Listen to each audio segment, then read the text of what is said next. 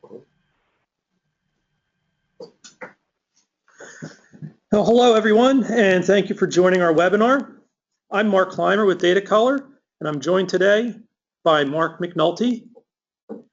And we are both delighted to have two great speakers for you today, who I'll introduce in just a couple of moments.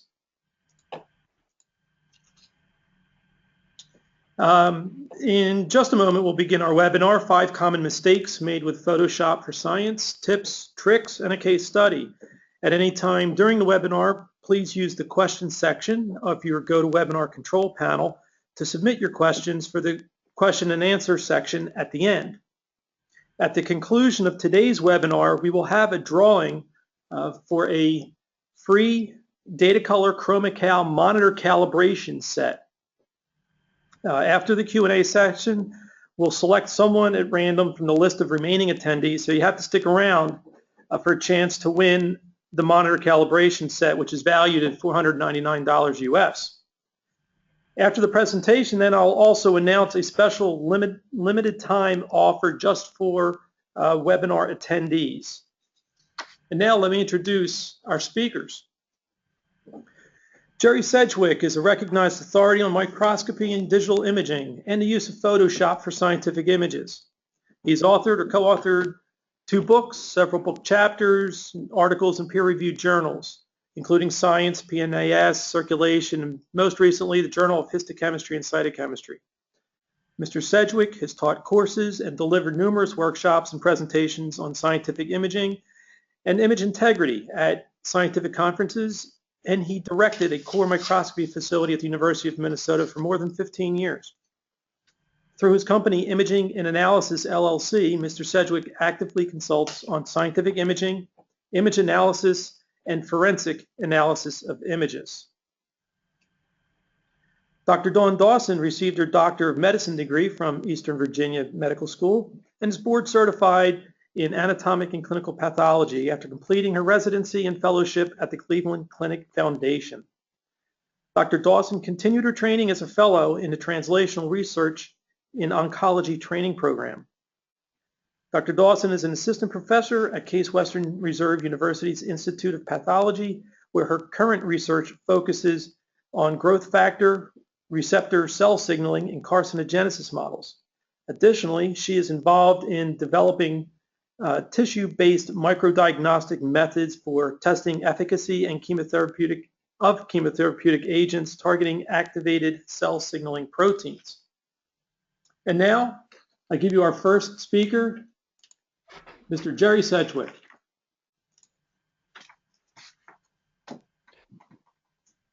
Thank you, Mark. I appreciate your hosting this and being a part of this.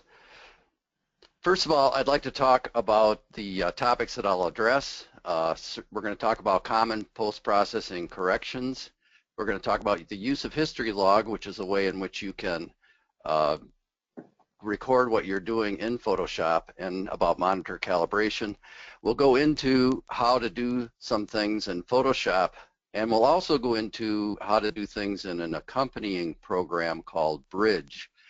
It comes with Photoshop since the CS2 versions and the more recent versions. We'll talk too about how to do things in ChromaCal, a new product, and also Dr. Dawson will present a case study toward the end. I'm going to go pretty fast here, so I would, if you want to get more information and you'd like to see more than 5 common mistakes, because we only have time for 5 today, you can go to imagingandanalysis.com and click on the instruction link. There you can also see that there's a YouTube link, and you can see videos on different steps that are done in Photoshop and Illustrator. So why would we do post-processing corrections? The reason you do them is because even with the best of cameras and with the best of intentions, even when you do color illumination, even when you try to expose similarly, you will get differences in how your images look. Here we have 2 microscope sessions, and here you can see that the images actually appear quite differently. So what are the post-processing post-processing corrections you would need to do. And I really want to note that what we're talking about here is corrections. This isn't manipulation. I want to make that distinction, that actually after an image is taken, even with the best of systems, you do often need to make some corrections. The first correction you might want to make is that of brightness, and you could see a couple of instances here when the images are too dark. You would also want to make a neutral background, and you can see in this upper left image that the background is yellow, so you'd want to make that neutral, and that process is normally referred to as white balancing. You'd also want to get the right color, and sometimes you can do that by adjusting the intensity, but we'll talk more about that later. And then you may wish to adjust the contrast, normally to increase the contrast so that it fills the dynamic range, or maybe you would want to optimize the contrast by lightening the contrast slightly to see better into the darker regions of your image. And then, of course, in the end, you'd want to have all of your images adjusted so that they appear similarly to each other. There's one thing I should say, and that is that you do not post-process when you're measuring for densitometry. Again, do not post-process. There are some instances in which you can do that under carefully controlled post-processing, and here you can see that there's a paper that was written that showed some methodology you can use in which you would post-process and also do densitometric measurements. So what happens when you post-process? Well, obviously you can be subjective and you can go too far in one direction or another, and so those lead to post-processing mistakes. One of these is that your image is too bright. Here you can see that the background of this first band shows a background that's as white as the background of the white of this screen. This indicates that some pixels are too bright, and it indicates that, in fact, you may have thrown away image data. In fact, your visual data is data, and you do not want to throw any of that visual data away.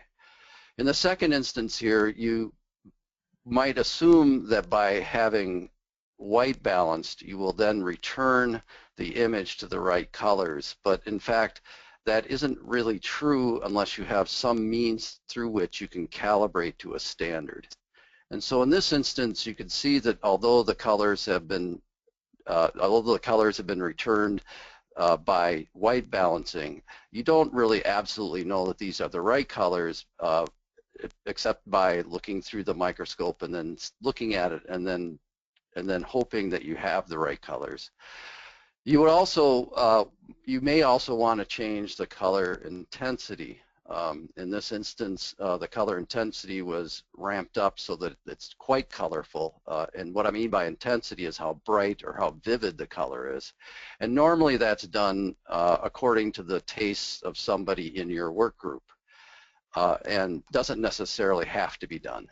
You may also want to correct the contrast.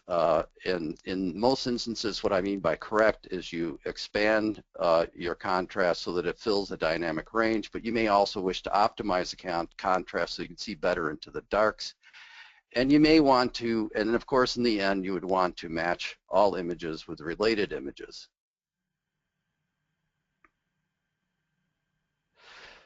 So what you would want to do before you even got started is to track exactly what it is that you're doing as you would in a lab notebook. And to do that in Photoshop, you would use the history log. That history log can be found under Edit Preferences General, and in that dialog box you have an area where you can check the history log and then indicate that you want to save it to both a text file and to the image itself, and then you want it to be detailed so that you can get as much information about what you've done as possible. When you're after you've made those corrections, you can find that information under File on a PC or Photoshop on a Mac in the File Info section, and there you can see what you've done to the image, or you can find it in the text log wherever you specified that you wanted to save that text log. So I'll show this to you in Photoshop. If you go under Edit, Preferences, General, you can find the history log. It's down in the lower section. If you click that on and then make sure you save to both, meaning both the image file itself and to a text file, then you also indicate that you'd like these to be detailed so you get as much information about your changes as possible. You can then keep a detailed record of everything you've done to your image.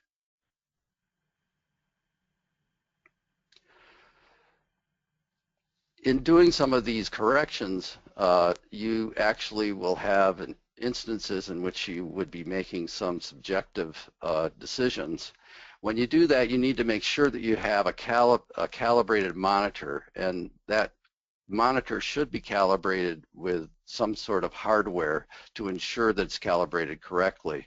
And also, you should view in a darkened room. That way you don't have room light interfering with what you're seeing.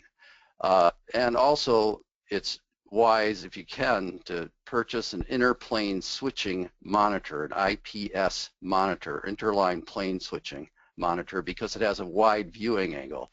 And as lots of you know, when you're looking at images, there are other people looking at them as well, making decisions. And it's very useful, in fact, critical for them to be able to view it at other viewing angles so that everyone sees the same image.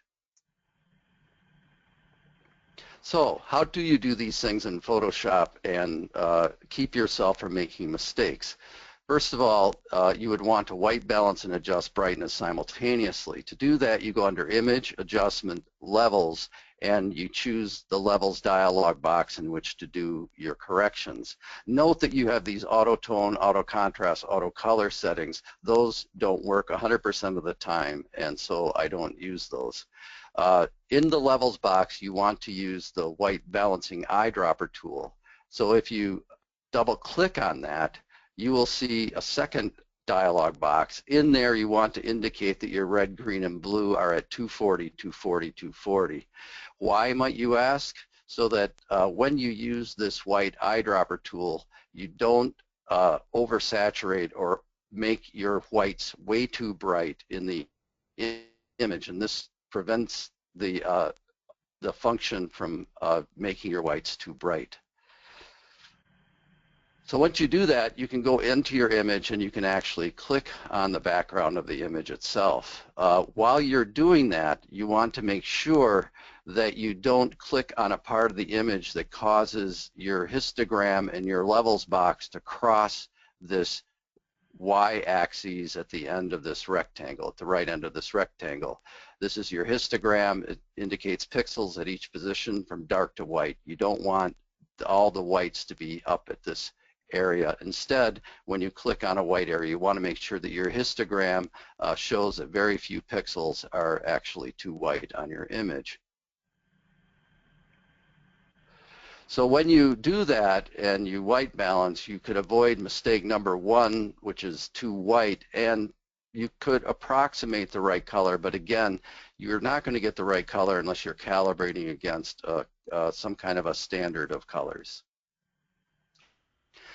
So to do that, I would go under Image, Adjustment, Levels, and then I would double click on my white eyedropper tool, and here I'd put in 240, 240, 240. Once I do that, then I can click on the image. If I click on the wrong part of the image, you could see that the histogram is sitting way over this y-axis at the right end, and so I would pick a different position so that I see that there are very few pixels that are too white, and then I know that I have an appropriately whitened background and a neutral background for white balancing my image.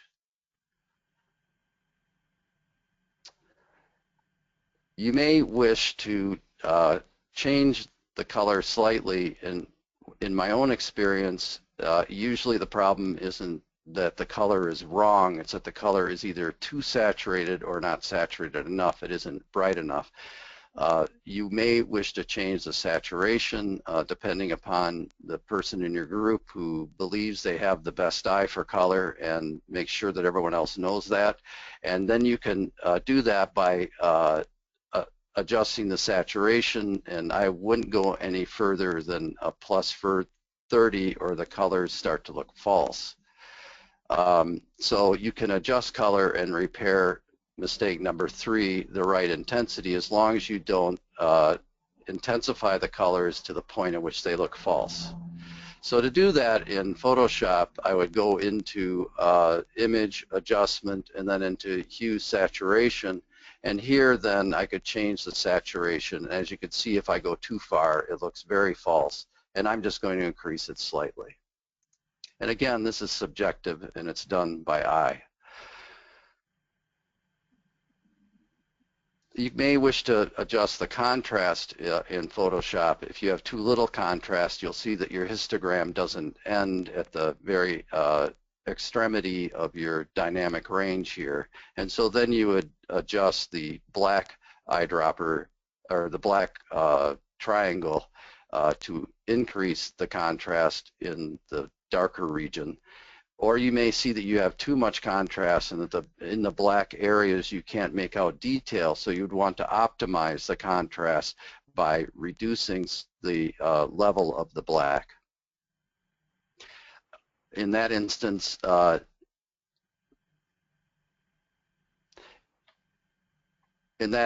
you would avoid mistake number 3, which is too little or too much contrast. So to do that in Photoshop, I can go into this image, and under image adjustment levels, I can increase the contrast by moving the slider in this direction, or I can decrease the level of the blacks by moving the output level slider. In this instance, I'm going to leave it as is.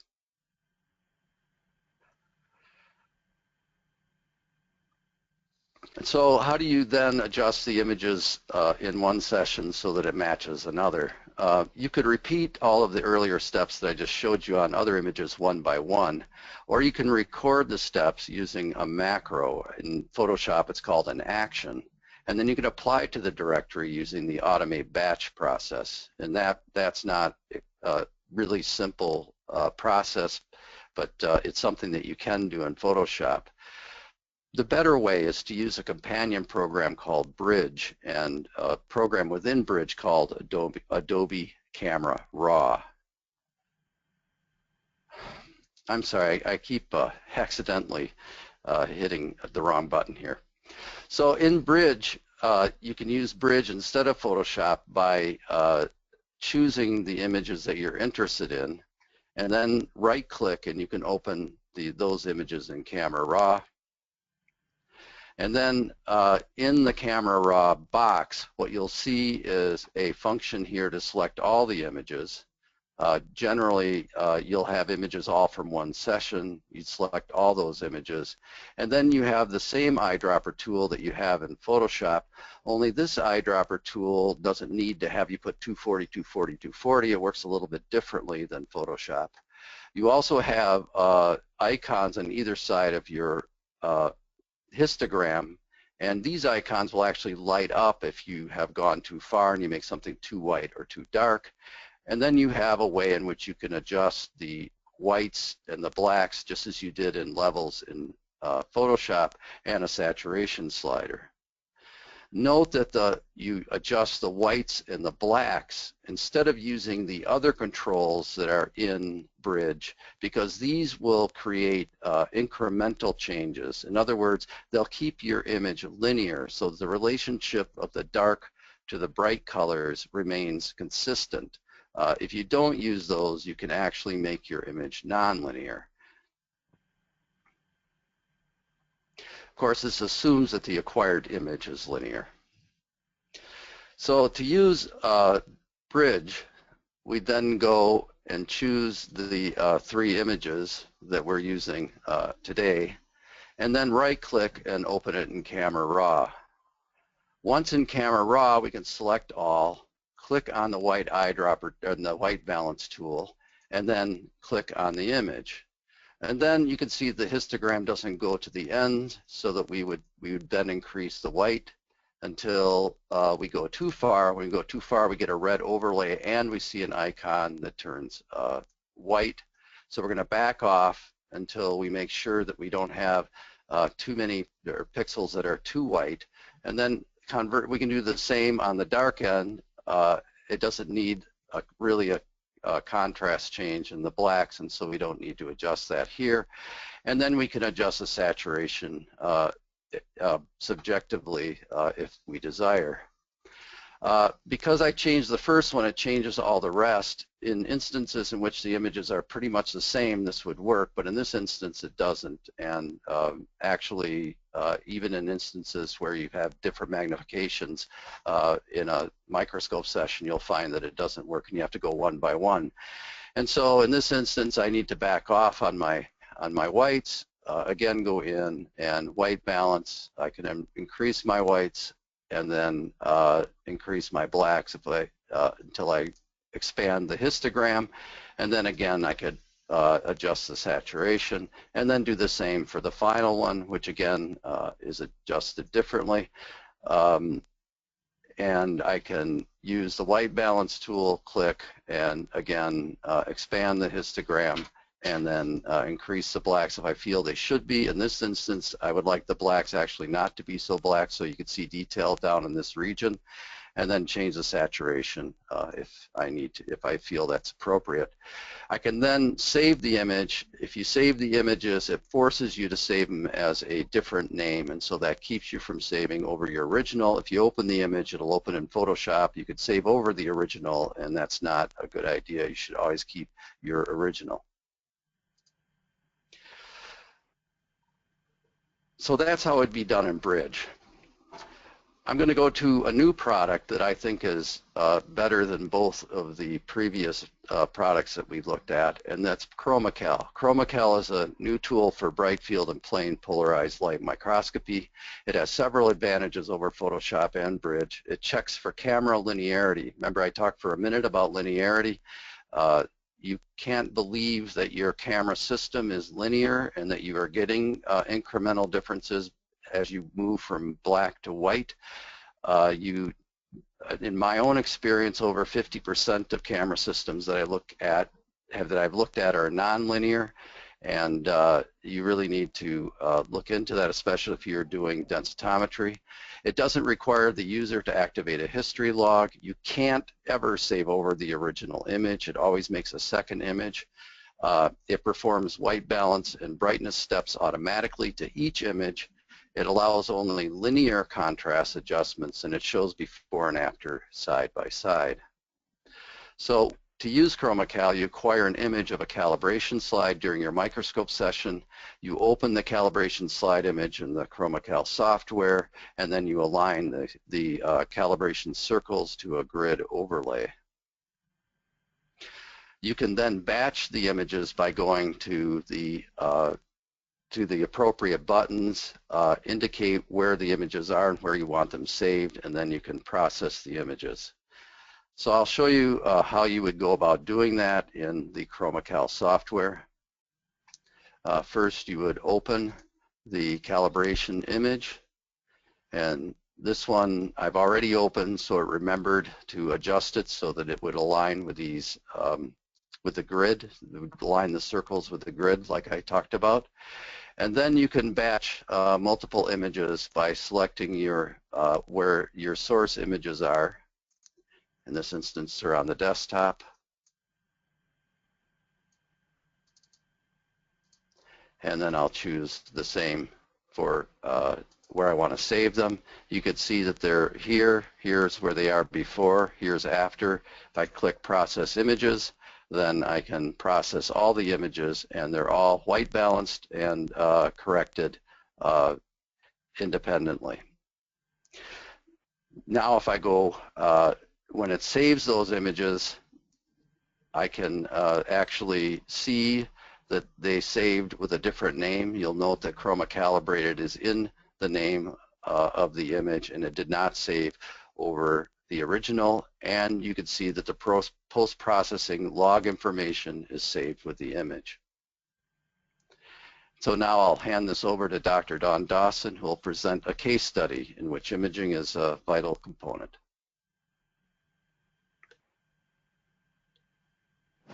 Okay, Dr. Dawson. Hello. Go ahead. Good afternoon, everyone, and thank you for allowing me to share some of my experience using ChromaCal to prepare images for montages, in particular those of immunohistochemistry stains.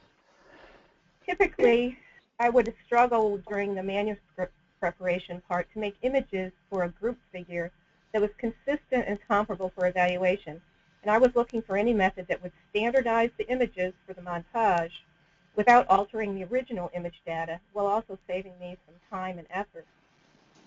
My particular challenges involve having multiple study specimens and multiple serial sections with multiple targets, and in general, commercial multiplex assays for the target proteins are not available. So for confidence in evaluation and presentations, I need to have good morphologic correlation across all the images.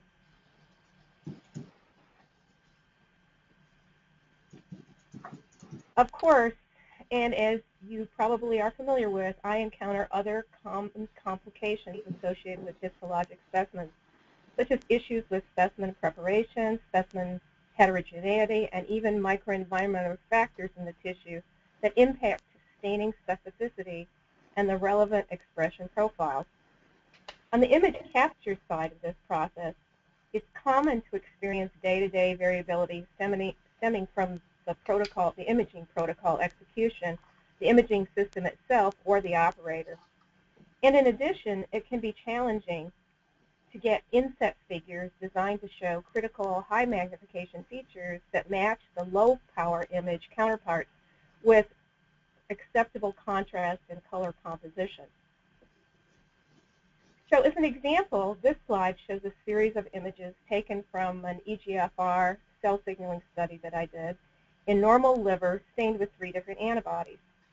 Much of the time in preparing a montage, as you know, is to begin with is getting just the right, perfectly oriented field in the serial sections with no detracting artifacts. So the upper panel of images was taken in one session with only standard white balancing and color illumination, but no background subtraction, contrast, or color adjustments, which individually would require constant rechecking between the images to get the overall best group of pictures. The post-calibration series in the lower panel shows a much improved consistency in the counter stains with uniform negative background and bringing out the chromogen expression. In this series, the goal was to evaluate the relative expression of multiple treatment samples and then to characterize and present the differences in 2 before and after drug experimental groups. So as another example, I had recently completed a more complex study reviewing a large group of slides for a montage using multiple antibodies from multiple samples. The time involved post-imaging using the typical imaging software was significant and quite frustrating, leading to my interest in investigating this technology. After this manuscript was published, I re-reviewed a subset to see if this would have made a difference in quality as well as time and effort spent. This was not a quantitative study from the start, and again, I performed only color illumination and white balancing before doing the calibration, and I found the time savings to be significant in the following areas. I was able to omit the background correction, and I was able to omit reviewing individual histograms to determine some kind of median counterstain intensity. There wasn't a need to do slide-to-slide adjustments for uniformity, and there was very limited post-modification, including retaking the images with subsequent color adjustments due to detracting color inconsistencies. So the only additional time using ChromaCal was calibration, slide acquisition, and the batch correction process, saving overall approximately 90% of the time spent in the imaging process with much less frustration. So the images shown in this slide are representative of one panel of the serial sections from that time study. the upper row of pre-calibration images has moderate hematoxylin variation, and the distribution localization of the staining is not crisp. The lower post-calibration images show uniform, consistent counterstain in the lymphoid aggregates and much clearer delineation of the stained cell populations. Only ChromaCal calibration with batch processing was performed and no further modifications were made. So, from my perspective, this technology proves to be quite useful where maintaining the morphologic connection is important. In particular, ChromaCal would be very useful when preparing images depicting a multitude of sample types with different treatments, different targets, even including multicolor or multiplex stains. And when using in complex multi-institution studies, the ChromaCal technology controls for the imaging aspects, the last part of this process, that can be variable and ultimately saves time and money. Now, with using TMAs, or tissue microarrays, for high throughput studies for immunohistochemistry, and along with whole slide imaging for presentation in conferences and even in telemedicine, consistency in color composition and clarity in shared images is key. Finally, as an academic clinician, the utility of this software is that it applies across various imaging systems and thereby reducing the complexity in using highly sophisticated imaging equipment or software, and saves the time and cost of consulting with core facility or microscopy experts. In addition, it saves time and effort. And as I mentioned a moment ago, I find it would be particularly useful when preparing images for publications. This includes presentations to colleagues and students. Thank you very much for your attention, and back to you, Mark. So thank you, Dr. Dawson and Mr. Sedgewick, for a very enlightening presentation. I just wanted to say that I, for one, certainly am glad that I've never needed any imaging processing with my images. Yeah, no, I'm kidding.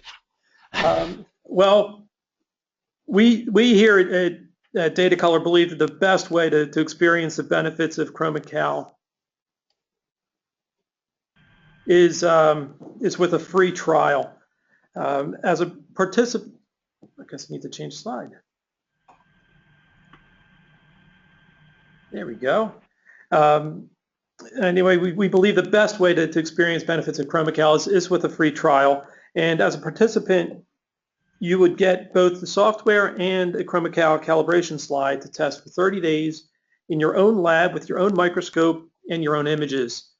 So sign up today and see why your peers and your colleagues are standardizing their images with ChromaCal.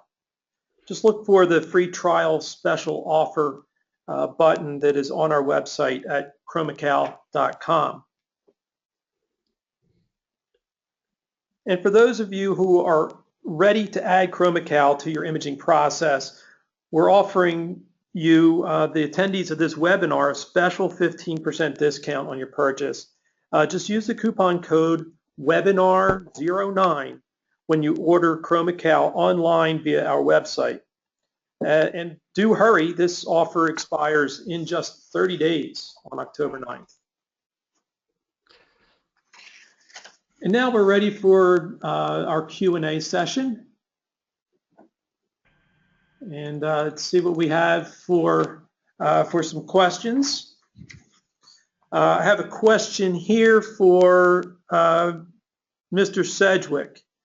What's the difference in white balancing done in Bridge versus ChromaCal? The white balancing done in Bridge is done in such a way that you can apply it to several different images, but in practice, normally you have to go in and adjust one by one. In ChromaCal, all of that's done. You just click the button, and it does all of the white balancing independently on each image. Okay. Dr. Dawson, this is a question for you. If there's so much specimen preparation variability, why does it matter if digital imaging is more consistent? Well, as in any experiment or study, it's critical to remove the artifacts or artificial elements that can distort the results. It's sort of the input part of this process. But whether you recognize it or not, today, digital imaging creates another source of this variability in the final product. And up to now, we've sort of ignored the problem, but just used imaging editing software like Photoshop. It's clear that the problems existed, and we've just used software like Photoshop or some other program as a workaround. However, it's often ineffective. Okay, thank you. Mr. Sedgewick, another question for you. Lots of people say the most dangerous box in Photoshop is the image size box, but you didn't address that. Do you have any comments? Yeah, I do think that by saving your original and not saving over it, you retain the original image and therefore do not destroy it using the image box, the image size box, which allows you to change the pixel resolution of your image. And too often, if you don't understand how it's used, you can actually remove visual data. I didn't talk about it simply because of time considerations, but this is, really the take-home point of the presentation is that you really should never save over the original, and you keep your original pristine and separate from anything that you edit. Mr. Sedgewick, another quick question. Are you available for microscopy and imaging training at universities? Yes, just contact me through imagingandanalysis.com and I'd be happy to talk to you. Okay, there's a couple questions here that are directed more towards ChromaCal, which I'll take. There's one here that says, does ChromaCal account for variable lighting conditions? One would assume ChromaCal calibration is only good for a single lighting condition. What ChromaCal does, when you acquire an image of the calibration slide, you are taking a color fingerprint of that particular imaging session, which would include the lighting condition. So whether it's a halogen or an LED with or without some kind of a balancing filter, it's taking that color fingerprint. The software then compares that fingerprint with the known values or the known characteristics of the calibration slide, and then it's the color management algorithm that does the rest to create and apply a color profile then to your specimen images. So really what you need to do is capture an image of that slide during each session. Okay, so I hope that answered that question. Is ChromaCal compatible with the Olympus VS120 scanner? Yes, it is. The slides are capable of being scanned by the VS120. And if you do have questions for that, we do have a customer at Biogen who uses a VS120 along with other whole slide scanning devices along with ChromaCal. So if you have a particular question, please feel free to contact me later, and you'll see my email in just a moment. It's mclymer@datacolor.com. I believe this is a question for Jerry Sedgewick. Are the corrections with ChromaCal consistent with guidelines issued by Journal of Cell Biology and with clinical laboratory images and publications, those principles? Jerry, can you answer that? I don't have, did you say that was cell or cell biology? JCB, Journal of Cell Bio. Journal of Cell Biology. I don't have those guidelines in front of me, but they certainly follow the guidelines for nature, and those guidelines aren't always the same. Really, in the end, when I do image forensics, the things I look for have to do with intentional obscuring of detail and loss of visual data by making something too white or too dark. So in the end, according to the guidelines that I've seen, and as you know, the guidelines differ from one publication to another, and so I can't absolutely address this. But in general, it absolutely does comply with the guidelines and was made for that, with that intent in mind. In fact, I would argue that it follows the guidelines even more strongly than most systems that are out there, because it actually checks to see if the camera is linear, or not the camera, but the camera system. In fact, if the image was created linearly so that you know that you have incremental differences between varying darknesses and lightnesses of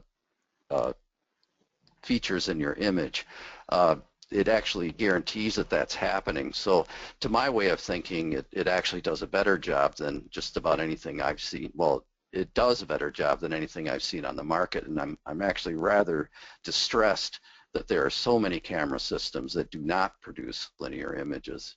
But interestingly, when it comes to the sorts of things like guidelines, they don't ever really address what's happening in the camera or with the camera system. They address actually what's happening with post-processing, and both are of equal importance.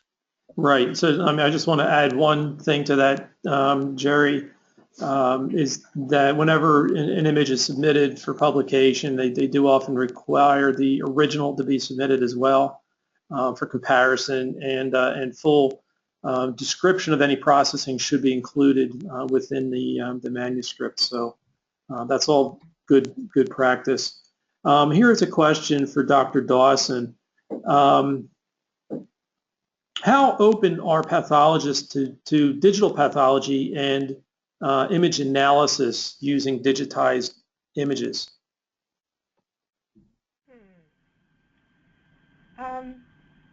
As a general rule, pathologists are sort of slow to change and accept new technology. Although I think with the advent of whole slide imaging and a lot of the requirements for FDA-approved an image analysis for things such as HER2 testing and ER/PR, I think they are becoming much more open to using digital imaging because there are very few people that are trained to evaluate those slides, and with the advent of digital imaging and analysis, I think their eyes are going to be opened, and I think that they're in the future, and the new and younger pathologists will be much more open to digital imaging. Thank you, Dr. Dawson. There's a question about ChromaCal software. Is ChromaCal software available as a portable version of software? I imagine something sitting on a cloud or server-based, or do you have to avoid it on individual systems? And ChromaCal is offered as a software, yes, that you would install on either a Windows or Mac operating system. So it'll sit on your local workstation. One other point to make there, though, the ChromaCal software does not have to be installed on your imaging workstation. So that whole workstation can stay, if it's already validated, it can stay uninterrupted. You only need to capture a ChromaCal slide image on that workstation, and then you can go to your desktop, wherever you do your regular work, and you can load ChromaCal on that workstation and calibrate all your images. So that's really the way to handle it in the environment that you're asking the question about. Okay, Boy. There's a question I just want to quickly answer, asking about if ChromaCal is bought for use with a microscope, can be used for pictures taken with a normal photo camera. It could be. ChromaCal is just using TIFF and JPEG images. that you provided. It doesn't know what source, so it's really agnostic to the device that's used for acquisition. If you're taking reflected light images, we do offer now macro targets for, say, grossing stations. And that you can visit our website at chromacal.com and get more information on our macro targets.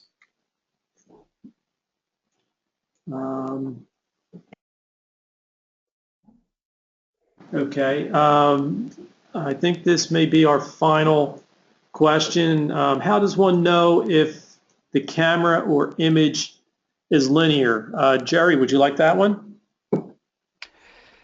Yeah, if you go to Stouffer, which is a company that creates patches that you can image under the microscope, you could image those and then check against the camera for linearity. You can write to me and I can give you a more detailed answer.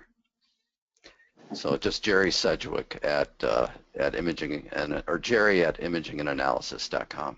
Well, the other thing to highlight here, Jerry, as you know, is within the ChromaCal software, as part of taking the calibration slide image and bringing it into our ChromaCal software, it will evaluate the linearity of your imaging system, and that's an additional benefit to using ChromaCal, because each session you can test that linearity and ensure that it's in place, and not require other steps to be taken, whether it be using other methods. So it gives you consistent verification of linearity conditions or not. Okay.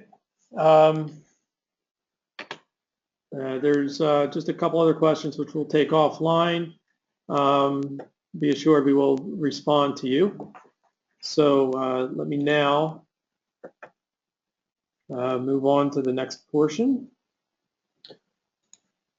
Yeah, Mark, so let me take the opportunity to announce our winner of the ChromaCal monitor calibration set. So first of all, thank you all for attending, and the monitor set will go to Edwin Klein. So Edwin, we will contact you separately and get your shipping information so that we can get that monitor calibration set to you sooner than later. So thank you again for attending. So this concludes our webinar for today. We have recorded the webinar and we'll be making it available, and we'll notify you as soon as it has been posted and is ready for viewing. So thank you to everyone who attended the webinar, and thank you again to our speakers, Dr. Dawn Dawson and Mr. Jerry Sedgewick. Have a great day.